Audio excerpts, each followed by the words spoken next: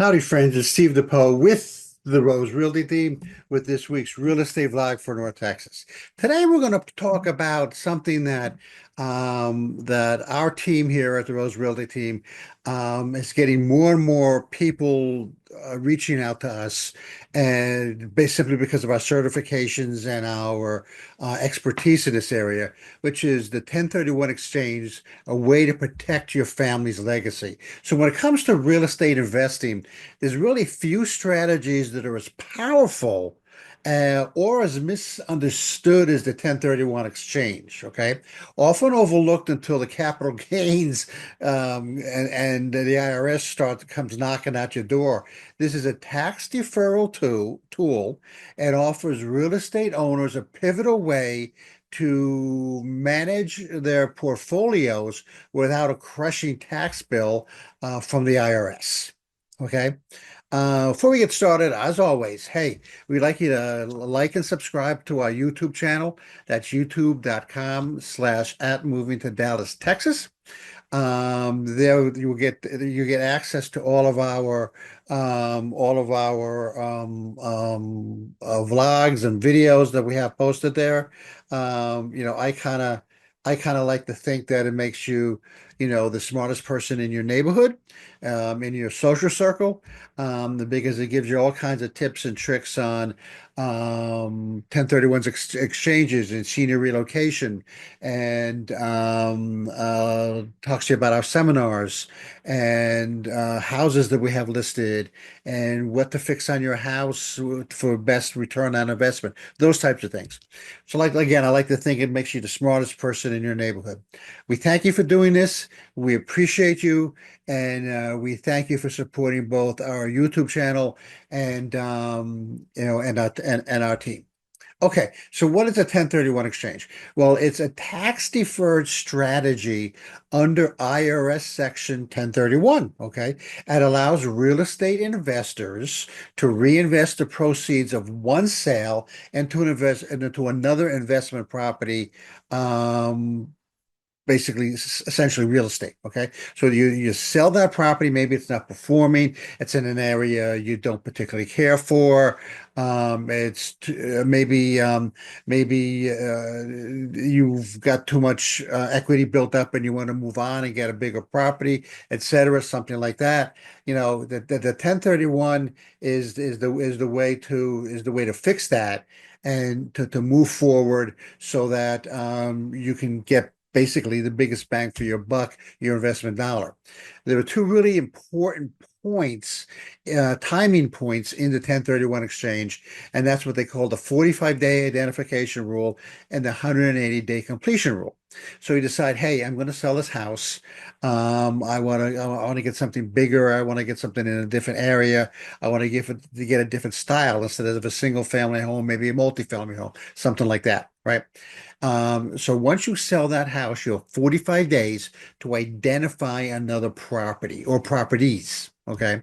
And then you have 180 days to complete all the transaction and the paperwork. Now, we tell most of our clients when they ask us about this and they ask them to help us, they ask us to help them.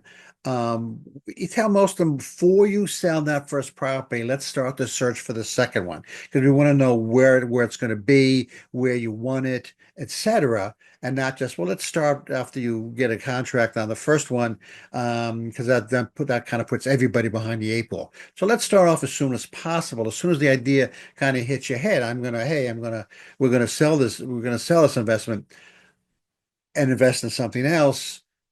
Let's start looking once that thought hits your mind, and not when you sign a contract to sell. Okay. Now, to pull this transaction off, you need a qualified intermediary or a QI. What the QIs do is they're the ones that when you sell that property, they're the ones that hold the money. The IRS doesn't want you holding the money, because they're sort of afraid in a way that you're going to spend it. Okay. If you spend it, then then you owe the capital gains taxes on it, and a number of other issues kind of arise, right? So the QI holds the transaction funds to assure that there's compliance during every step of the transaction. The strategic execution, there's three ways to do this. There's what's called forward, reverse, and partial exchange. So a forward exchange is, hey, I've decided to sell this. Let's sell it, find something else, buy. Okay. The reverse is, hey, I just found this property. I'm going to buy it. Hey, now I have to sell this other one. Okay. So it's sort of after the fact, if you will. And then a partial exchange is you go and sell that first property. Maybe you buy another investment property. Maybe you have a lot of equity built up. And so what are you going to do with that extra equity? Well, maybe you buy a second, maybe buy a second property. Maybe you invest part of that money in a DST, the Delaware Statutory Trust. Maybe you decide you're going to pay off some long-standing bills, and then you own capital gains on that money that you don't invest, right? But that would be partial. You're not going to dump the whole amount into another investment, and that's the partial. Now, what does this all kind of amount to, right? It amounts to a legacy and long-term planning, multi-generational wealth transfer, and a reduction in conflict. So here's what we're talking about. Number one, your mom and dad, your grandma and grandpa, you've spent your life working, you've got a couple of investments, built up, right? And you want your family to, on your passing, to benefit from what you've done, okay? In terms of that investment and that smart money management, okay? So what you do is you kind of start that conversation and say, hey, we want to give these investments to you after our passing. And so where do you think you'd like this investment, this investment property to be? And so let's say you decide, hey, I want one in Florida, and I want one in Colorado, and I want one in Mississippi. Why Mississippi? I don't know. But you decide that that's where they should be. Then grandma and grandpa, mom and dad go out and buy those in those locations, right? They will them to you or put them in a trust to you upon their passing. You get it, and then you get what's called the step up value, so that they bought it at 50 grand, or 100 grand, and now it's worth 300. You inherit the property after 300. Okay. And then the conflict resolution. Real estate is tough because it's not divisible. Okay. So if you've got, two children and four properties, they may not divide it out equally. Like maybe some of them are worth more than others or in more desirable locations and whatever. And so it avoids the fights that are going to happen upon your passing, who gets what, the house and all that. You let the beneficiaries pick where they want the house to be and what they want the house where and what they want the house to be, and then that avoids all the conflict. You still keep it, and you still benefit from the passive income and the rent that you're going to collect off of it, et cetera, et cetera, et cetera.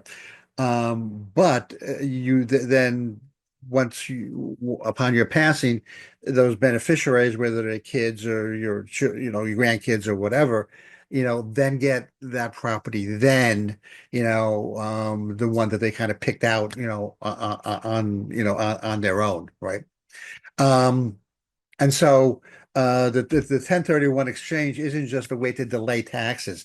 It's a gateway to financial agility, portfolio growth, and legacy building. Whether you're trying to reduce risk, expanding your footprint, or setting up, that generational wealth, or setting up generations for success in the future, it's the IRS then, believe it or not, the IRS becomes your ally at that point, because the 1031 code allows you to do this legally to avoid, again, to avoid taxes and transfer penalties, and capital gains. Okay. So 1031, if you got any questions about this, Rose and I and our team have done many 1031 exchanges with clients, and through our real estate planning certifications with KW, we kind of know what we're talking about, right? So give us a call. We can help you out on both ends of the spectrum. Next week, we're going to talk about the best suburbs in Denton County. You'd be surprised. This is Steve. I am with the Rose Realty team. Until next time.